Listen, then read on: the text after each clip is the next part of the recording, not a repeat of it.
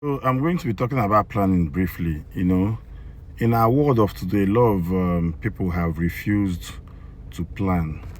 A lot of persons have refused to pay attention to, what the future holds. They refuse to pay attention to how to succeed. And for me, it's simply as a result of, you know, lack of planning. Planning for me is a process by which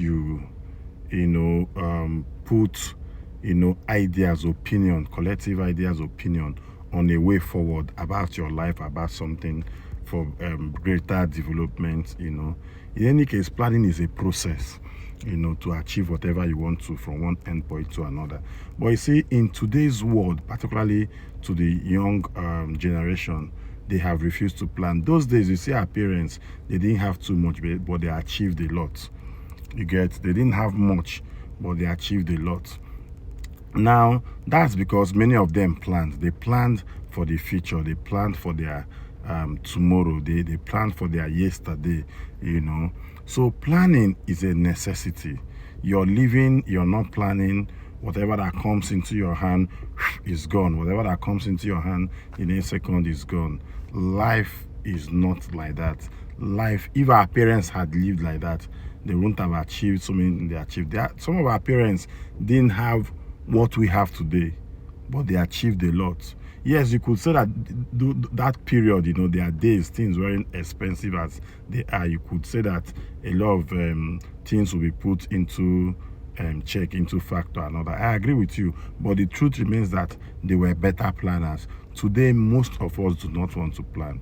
So planning is a necessity. Planning is one important factor in our life, in human existence, that must be checkmate, that must be put into place. Because as a matter of fact, when you fail to plan, then you have planned to fail. So I advise us, particularly to the young people, to plan. When you plan, you can see that you'll be able to manage yourself without bothering, anybody, without looking up to anybody. Because the result to the end point of why most people go after their fellow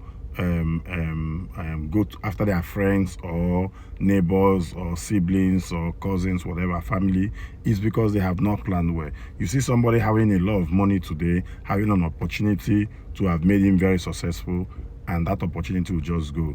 A lot of money, that money will just go. What did you do with it? It's lack of planning.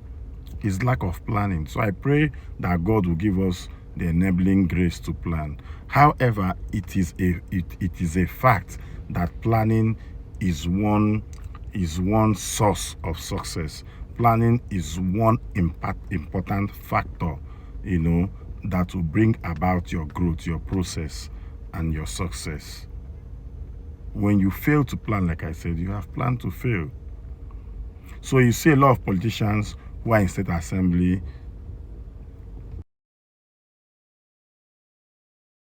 When they do first tenure, you see them planning to do second tenure. At the end of their second tenure, you see them planning to go for House of Reps. Maybe the person was in assembly, the person is beginning to plan to go for House of Reps. Maybe he was in House of Reps, he's beginning to plan to go for Senate. Maybe he's a governor, he's planning, to go to Senate. Maybe he's a senator, he's planning to contest for governor. Maybe he's a governor, he's planning to contest for president. So as much as, most people are not happy, he's not the only one. Why not give chance to another person, another? But he has planned himself through. You didn't plan. And because he has planned, he has result. And you did not plan, you have no result. It's not a matter of envy. It's not a matter of hate. It's a matter of lack of plan because you didn't plan. So for me, it's important to start planning. Don't wait for that millions to come. Don't wait for that billions to come. Begin to, plan today. Get a pen, get a paper on your phone, set a reminder, begin to plan. So that once money comes into your hand, you visit that your notebook and you begin to read through and know what you have said to yourself. This is what you want to achieve. This is what you want to do. If you don't do this, if you don't plan, the monies will just come into your hand and before you know it, they are gone. So I pray we'll begin to plan today. I pray we'll begin to learn on the process of planning. And I'll say to many men, particularly married men, don't plan alone. When you plan, get your wife involved. When you plan, get your children involved. Most importantly, if your children are grown up, get them involved in your plan.